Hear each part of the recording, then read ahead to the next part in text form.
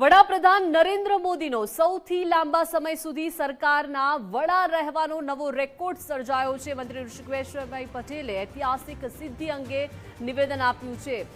તો ઋષિકેશભાઈ પટેલે નિવેદન આપ્યું છે। પીએમ મોદીએ સિક્કિમના પૂર્વ મુખ્યમંત્રી પવનકુમાર ચામલિંગનો રેકોર્ડ તોડ્યો છે। સળંગ 8,931 દિવસથી હેડ ઓફ ગવર્મેન્ટ પદે દૃઢ છે વડાપ્રધાન નરેન્દ્ર મોદી। ગુજરાતના સીએમ તરીકે 4 વખત જ્યારે પીએમ તરીકે 3 વખત રહ્યા છે। પરાજય ન જોનાર પીએમ મોદીના નેતૃત્વમાં દેશે વૈશ્વિક સ્તરે ગૌરવ વધાર્યું છે। તો વૈશ્વિક અશાંતિના સમયમાં પણ દુનિયાની નજર પીએમ મોદી પર।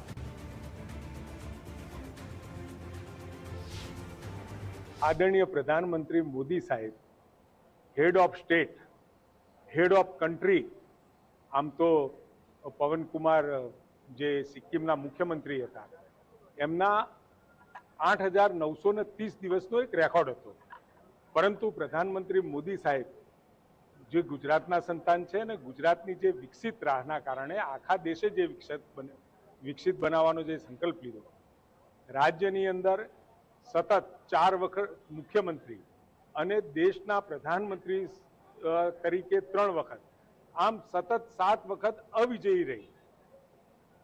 ક્યારેય પરાજય એમના નેતૃત્વમાં પ્રજાએ ક્યારેય જાકારો નથી આપ્યો।